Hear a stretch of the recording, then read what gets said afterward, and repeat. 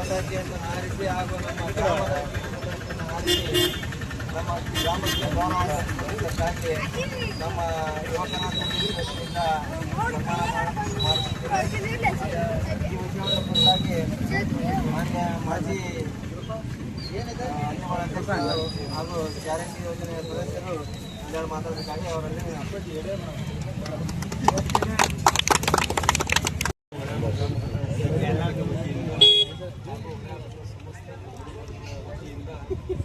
नेपाಳ ದೇಶದಲ್ಲಿ ನಡೆದಂಥ ಭಾರತೀಯ ಅಂತಾರಾಷ್ಟ್ರೀಯ ಕರಾಟೆ ಸ್ಪರ್ಧೆಯಲ್ಲಿ ನಮ್ಮ ಮಲಯಾಳೂರಿನ ವೀರರತ್ನಗಳು ಭಾರತದ ಮಲಯಾಳೂರು ಮುಖಾಂತರ ಪತಾಕಿಯನ್ನು ಹಾರಿಸಿದ್ದಕ್ಕೆ ನಾವು ಅಭಿನಂದನೆ ಹೇಳುತ್ತಾ ಜೊತೆಗೆ 3 ದಿನಗಳಲ್ಲೂ ಎಲ್ಲ ನಮ್ಮ ಮಕ್ಕಳಿಗೂ ಒಂದು ಕ್ರೀಡೆಯಲ್ಲಿ ಭಾಗವಹಿಸುವ ಮುಖಾಂತರ ಹಾಗೂ ಶಾಲಾ ಒಂದು ಆವರಣದಲ್ಲಿ ಶಾಲೆ ಕಲಿಯುವ ಮುಖಾಂತರ ಎಲ್ಲರಿಗೂ ನಾವು ಒಂದು ಅಭ್ಯಾಸ ಕೊಡಿಸುವ ಮುಖಾಂತರ ಎಲ್ಲರಿಗೂ ಒಳ್ಳೆಯದಾಗ್ತದೆ ನಾನು ಹಾರೈಸುತ್ತಾ ನನ್ನ 2 ಮಾತುಗಳನ್ನು ಮುಗಿಸುತ್ತೇನೆ.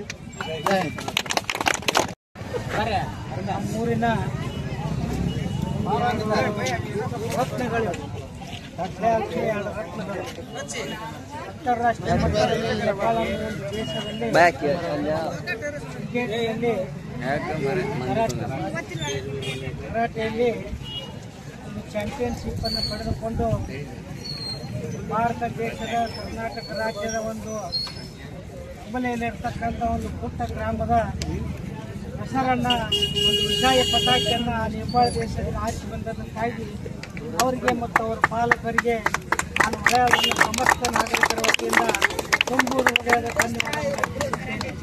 ಇದೇ ರೀತಿ ಅವರು ಮುಂದಿನ ವಿದ್ಯಾರ್ಥಿ ಜೀವನದಲ್ಲಿ ಮತ್ತು ಕರಾಟೆಯಲ್ಲಿ ಅವರು ಇನ್ನೂ ಹೆಚ್ಚು ಒಂದು ಯಶಸ್ಸನ್ನು ಗಳಿಸಿ ನಮ್ಮೂರಿನ ಕೀರ್ತಿಯನ್ನು ತರಲಿ. ಅದೇ ಥರನಾಗಿ ನಮ್ಮೂರಿನಲ್ಲಿ ಇಂಥ ಮುತ್ತುಗಳು ಬರಬೇಕು. IAS IPS DC ಅವರು ಆಗಬೇಕು. ಡಾಕ್ಟರ್ಸ್ ಈಗ ಭಾಳ ಮಂದಿ ಹೋಗ್ಯಾರ MBBS BMS ಕಲಿಯಾಕತ್ತಾರ.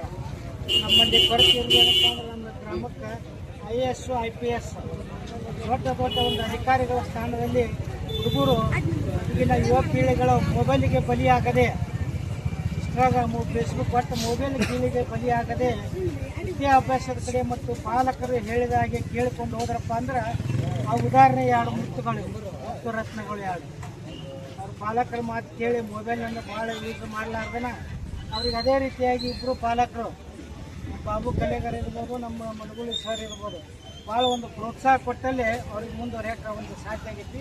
ಅವ್ರು ಇನ್ನೂ ಒಂದು ಯಶಸ್ಸನ್ನು ಕಾಣಲಿ.